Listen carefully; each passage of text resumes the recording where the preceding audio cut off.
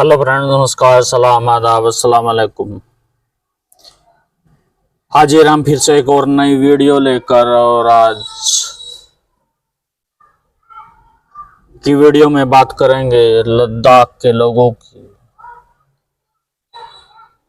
लद्दाख के लोगों के साथ कुछ समस्याएं हैं और वो आमरण अनशन पर बैठे हैं, और इसके बारे में विस्तार से हमें बता रहे हैं ध्रुव राठी। तो चलिए चलते हैं कि वो क्या बता रहे हैं।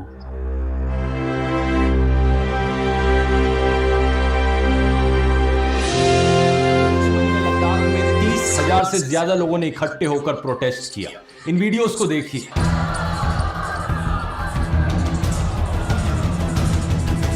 सुनकर लगेगा कि नंबर कोई ज्यादा बड़ा नहीं है, लेकिन 30,000 का मतलब है कि पूरी यूनियन टेरिटरी की 10% से भी ज्यादा पॉपुलेशन सब एक जगह पर इकट्ठे थे अपने हक के लिए प्रोटेस्ट करने। 6 मार्च को जब बातचीत के बाद भी सरकार ने लोगों की नहीं सुनी, तो फेमस एजुकेटर, इनोवेटर और एक्टिविस्ट सोनम वांगचुक ने फैसला किया कि वो एक इंडेफिनिट फास्ट पर बैठेंगे। एक अनशन शुरू करने के लिए, आमरण अनशन, जब तक हमारे लद्दाख की ये आवाज सुनी नहीं जाती, जब तक सरकार लद्दाख पर ध्यान न दे।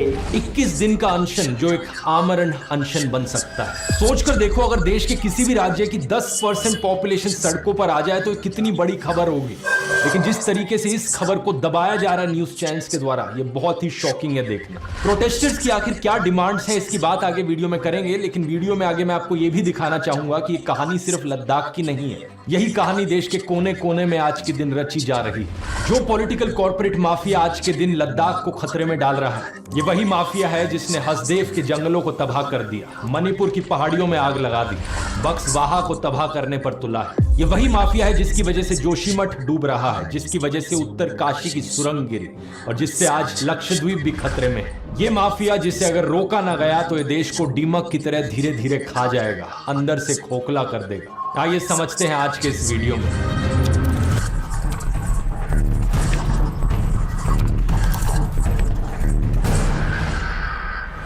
सोनम वांगचुक को दोस्तों अगर आप नहीं जानते तो बताना जरूरी बनता है कि ये वही इंसान है जिनसे इंस्पायर्ड होकर 3 इडियट्स फिल्म में रांचो का कैरेक्टर बनाया गया था। जो काम रांचो ने फिल्म में किए थे, वैसे ही इनोवेटिव आविष्कार सोनम वांगचुक ने असल जिंदगी में किए हैं। 2021 में इन्होंने इंडियन आर्मी के लिए ये environment friendly solar heated tents बनवाए थे। इसकी मदद से हमारे जवानों को लद्दाख की कड़कती हुई ठंड में भी एक रहने की कंफर्टेबल जगह मिल पाए। इसके अलावा सोनम वांगचुक ने लद्दाख में कई सारी कार्बन न्यूट्रल सोलर बिल्डिंग्स को भी डिजाइन किया है, और आइस सूपास का कॉन्सेप्ट भी यही लेकर आए थे। लद्दाख में वाटर शॉर्टेज से डील करने के लिए इन्होंने एक कॉन्सेप्ट इंट्रोड्यूस किया इन आर्टिफिशियल। यही कारण है कि इन्हें थ्रू आउट द ईयर्स ढेर सारे अवार्ड से सम्मानित किया गया, चाहे वो रामोहन मार्क्सेस अवार्ड हो, ग्रीन टीचर का अवार्ड हो, या फिर यूनेस्को की तरफ से अवार्ड ही क्यों ना हो। तो आज जब यही सोनम वांगचुक एक इंडेफिनिट फास्ट पर बैठे हैं, कुछ तो बहुत सीरियस प्रॉब्लम होगी। प्रॉब्लम है लद्दाख में डेमोक्रेसी की, लद्दाख के पर्यावरण की, और लद्दाख के लोगों के राइट्स। सभी लद्दाख के लोगों की 4 मेन डिमांड्स हैं यहाँ पर। पहला, लद्दाख को कॉन्स्टिट्यूशन के 6 शेड्यूल में डाला जाए। दूसरा, लद्दाख को फुल स्टेटहुड दिया जाए। तीसरा, लद्दाख की तरफ से 2 एमपीज दिए जाएं। करंटली सिर्फ 1 एमपी लोकसभा में लद्दाख की तरफ से होता है और राज्यसभा में 0 एमपी। और चौथा, लद्दाख में सिक्योर जॉब्स के लिए एक पब्लिक सर्विस कमीशन एस्टेब्लिश किया जाए। एक एक करके डिटेल में समझते हैं। पहले, ये 6 शेड्यूल क्या है? ये कॉन्स्टिट्यूशन का वो हिस्सा है जो देश की ट्राइबल पॉपुलेशन को प्रोटेक्ट करता है, देश के आदिवासी लोगों को। इसके अनुसार ट्राइबल एरियाज में डेमोक्रेसी को बढ़ावा देने के लिए आदिवासी लोग अपने खुद के ऑटोनोमस डिस्ट्रिक्ट काउंसिल्स और ऑटोनोमस रीजनल काउंसिल्स बना सकते हैं। इन्हें एडीसीज और एआरसीज भी कहा जाता है, और ये बेसिकली इलेक्टेड बॉडीज है जिनके पास पावर है ट्राइबल एरियाज को एडमिनिस्टर करने की। लोकल लेवल पर आदिवासी लोग अपनी जमीन को लेकर, अपने जंगलों को लेकर, अपने सोशल कल्चरल कस्टम्स को लेकर अपने कानून खुद बनाते हैं। बाहर के लोग आकर उनकी जमीन, उनके रिसोर्सेज को एक्सप्लॉइट ना कर पाए। आज के दिन ये 6 शेड्यूल एप्लीकेबल है असम, मेघालय, त्रिपुरा और मिजोरम की स्टेट्स के ट्राइबल एरियाज में। अब आप सोचोगे कि लद्दाख में तो कोई जंगल नहीं होते, तो लद्दाख के लोग इसकी क्यों डिमांड कर रहे हैं? इसके पीछे 3 मेन कारण है दोस्त। पहला, ये बात सही है कि लद्दाख में कोई ज्यादा जंगल नहीं देखने को मिलते, लेकिन हर एरिया की अपनी नेचुरल बायोडाइवर्सिटी होती है, और सोनम जी ने कई बार समझाया है कि लद्दाख का जो एरिया है वो क्लाइमेट चेंज को कंसिडर करते हुए बहुत ज्यादा वल्नरेबल एरिया है। The mountains are facing the wrath of nature in the face of climate change. अगर इस एरिया में रिसोर्सेज को एक्सप्लॉइट करने दिया गया तो लद्दाख के लिए बहुत बड़ा खतरा है। Natural disasters, flash floods, landslides, इन सब की संख्या बढ़ जाएगी। दूसरा, लद्दाख की जो मेजॉरिटी पॉपुलेशन है वो एक्चुअली में शेड्यूल्ड ट्राइब्स की कैटेगरी में आती है। एनसीएसटी के अनुसार लेह में करीब 66.8% पॉपुलेशन शेड्यूल्ड ट्राइब की है, कारगिल में 83% और कुछ लद्दाख के पास डेमोक्रेसी के नाम पर है क्या, खुद ही सोच कर देखिए। अगस्त 2019 में जब से आर्टिकल 370 हटाया था, लद्दाख को अलग यूनियन टेरिटरी बना दिया, जम्मू एंड कश्मीर को अलग यूनियन टेरिटरी। लोगों को 370 हटाने से दिक्कत थी, लेकिन उसके साथ साथ जो सरकार ने किया उससे दिक्कत थी। जम्मू का पहले फुल स्टेट हुआ करता था, 2019 के बाद से उसे डाउनग्रेड करके 2 अलग अलग यूनिट में बांट दिया। यही चीज जेएनयू के फॉर्मर गवर्नर सत्यपाल मलिक ने भी कही थी। वो 370 हटाने से ज्यादा इसका बुरा मानते हैं। बिल्कुल, तो किया क्यों ये? इसमें भी मेरी कोई सलाह नहीं थी, लेते तो मैं मना करता। जम्मू एंड कश्मीर की यूनियन टेरिटरी को तो फिर भी अपनी विधानसभा, अपनी लेजिस्लेटिव असेंबली मिल गई, लेकिन लद्दाख से तो वो हक भी छीन लिया गया। 2019 से पहले जब जम्मू एंड कश्मीर की फुल स्टेट हुआ करती थी, लद्दाख की तरफ से 4 एमएलए होते थे, लेकिन आज के दिन ये नंबर 0 बन गया है। दिल्ली भी एक यूनियन टेरिटरी है, लेकिन वहां भी स्टेट लेवल पर एक सरकार एग्जिस्ट करती है जिसे आप वोट दे सकते हो, जिसे आप चुन सकते हो। वो अलग बात है कि सेंट्रल गवर्नमेंट ने दिल्ली सरकार से भी पावर्स छीनने की जबरदस्त कोशिश करी है पिछले सालों में, लेकिन लद्दाख से तो पूरा का पूरा हक ही छीन लिया गया है। स्टेट लेवल पर कुछ है ही नहीं जिसे आप वोट देकर चुन सको। इससे ऊपर के लेवल पर लद्दाख के लोग सिर्फ लोकसभा के इलेक्शंस में वोट डालने जा सकते हैं, लेकिन वहां पर भी उन्हें सिर्फ 1 एमपी दिया गया है। यही कारण है इन सारी डिमांड्स के पीछे। लोकल लेवल पर हमें 6 शेड्यूल में इंक्लूड करो ताकि हम अपने एडीसीज, एआरसीज को चुन पाए, हम अपनी जमीन को प्रोटेक्ट कर पाए। स्टेट लेवल पर हमें फुल स्टेटहुड दो, और वो नहीं देना तो कम से कम एक लेजिस्लेटिव असेंबली तो दो कि हम अपनी सरकार चुन सके। और सेंट्रल लेवल पर हमें 2 एमपीज दो, नहीं तो ये डेमोक्रेसी के नाम पर क्या नाटक चल रहा है। सबसे दिलचस्प बात यह है दोस्तों कि इससे फर्क नहीं पड़ता आप मेरी रीजनिंग से एग्री करो या ना करो, क्योंकि आज से 4 साल पहले बीजेपी ने खुद डिमांड उठाई थी लद्दाख को 6 शेड्यूल में डालने की। आखिर क्या कारण हो सकता है कि बीजेपी अब इस डिमांड को पूरा करना नहीं चाहती? ये कारण बड़ा दिलचस्प है और काफी प्रिडिक्टेबल भी है अगर आप बीजेपी की पॉलिटिक्स समझते हो तो। क्या है ये कारण, इसकी बात आगे वीडियो में करूंगा, लेकिन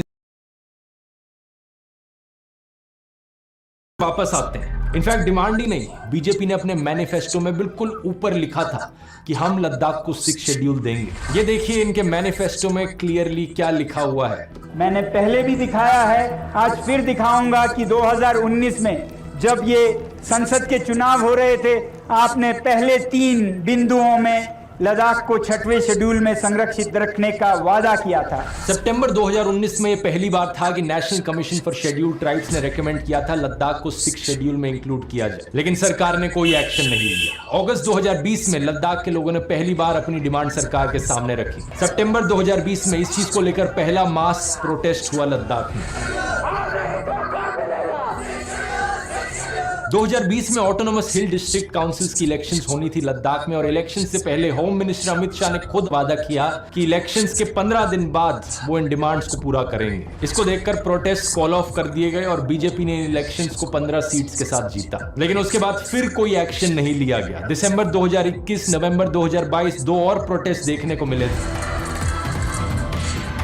बीच में सरकार के साथ काफी बातचीत भी हुई, लेकिन मैनिफेस्टो में लिखने के बावजूद सरकार हमेशा इस डिमांड को मना करती रही। यही कारण कि आज ये इनडेफिनेट फास्ट आप देख रहे हो। तो ऐसा नहीं है कि अचानक से किया जा रहा हो, जैसा आपने देखा पिछले कई सालों से बार बार लोगों ने अपनी डिमांड्स उठाई हैं। लेकिन सबसे बड़ा सवाल यहां पर उठता है कि मोदी सरकार को आखिर दिक्कत क्या है डिमांड पूरी करने में। ऐसा तो नहीं है कि लद्दाख के लोगों को 6 शेड्यूल में ऐड कर दिया गया तो पूरा देश इधर उधर उलट पुलट हो जाएगा। बड़ी सिंपल सी डिमांड है और कोई नुकसान भी नहीं है मोदी सरकार का, बीजेपी का ये करने में। आखिर उन्होंने अपने ही मैनिफेस्टो में खुद लिखा था ये करेंगे। क्या कारण हो सकता है यहाँ पर? एडीसीज के फंक्शंस के बारे में एक लाइन मैं आपको पढ़ाना चाहूंगा, स्क्रीन पर देखिए। The district and regional councils administer the areas under their jurisdiction. They can make laws on certain specified matters like land, forest, canal water, shifting, cultivation. Notice किया आपने, लैंड, फॉरेस्ट। इसका मतलब है कि अगर लद्दाख को 6 शेड्यूल के अंदर ऐड कर दिया गया तो मोदी सरकार के पास ये पावर नहीं रहेगी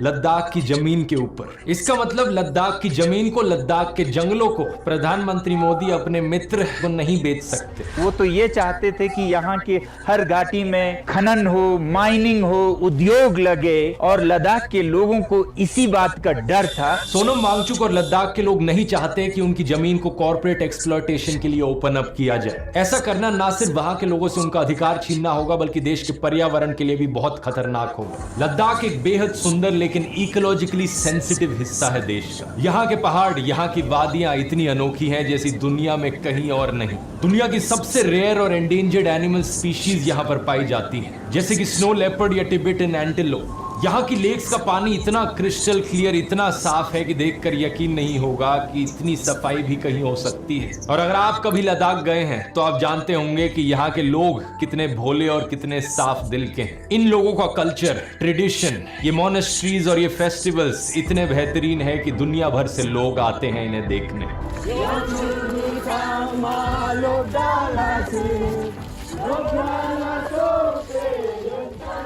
मेरा मानना है कि हर इंडियन का ये कर्तव्य होना चाहिए लद्दाख जैसी इन्वायरमेंट और कल्चरल डाइवर्स प्लेस को बचाए रखना। ऐसी जगहें हमारे देश के अनमोल रत्न हैं, लेकिन हमारी सरकार आज के दिन इन अनमोल रत्नों को किस तरीके से ट्रीट कर रही है, उससे सरकार की नीयत के बारे में बहुत पता चलता है। आज के दिन मणिपुर कितने महीनों से जल रहा है, सिविल वॉर की हालत में है और प्रधानमंत्री मोदी वहां जाने को तैयार नहीं है। लेकिन मणिपुर की इस हालत के पीछे भी एक कॉर्पोरेट एक्सप्लॉयटेशन का कारण है। इसे मैंने इस वीडियो में एक्सप्लेन किया था। छत्तीसगढ़ में हसदेव जंगल काटा जा रहा है। कितनी ही रील्स लोगों ने बना ली उस जंगल को बचाने के लिए, लेकिन माइनिंग के लिए उसे ओपन अप कर दिया सरकार ने।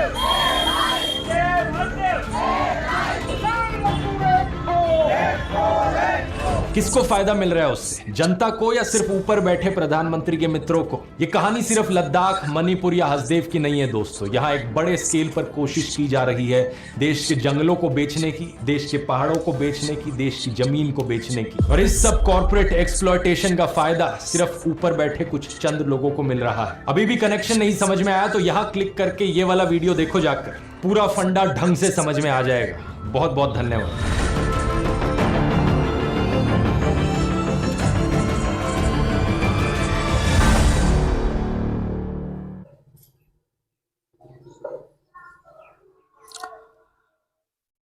तो फ्रेंड्स, आप देख रहे थे ध्रुव राठी किस तरह से पोल खोल रहे थे सरकार की, और वो कोई राजनीतिक बयानबाजी नहीं कर रहे थे, बल्कि एक सच्चाई है कि आज की सरकार कॉरपोरेट जगत को सब कुछ बेच देना चाहती है, और ये आम आदमी की सरकार नहीं है। इसलिए जागो अंधभक्तो जागो और इस सरकार को हटाओ, देश बचाओ, इस सरकार को हटाओ। और ये जरूरी है कि हम अपने प्राकृतिक संसाधनों को बचाए रखें, ताकि बायोडायवर्सिटी बहुत लंबे समय तक चले, और ये हम इंसानों के लिए भी जरूरी है। फ्रेंड्स, वीडियो कैसा लगा कमेंट्स बॉक्स में जरूर बताएं। इसी के साथ अंधभक्तों से फिर अपील कि जागो अंधभक्तों जागो। इसी के साथ थैंक यू वेरी मच। फिर मिलते हैं फिर किसी और वीडियो में, तब तक के लिए बाय बाय।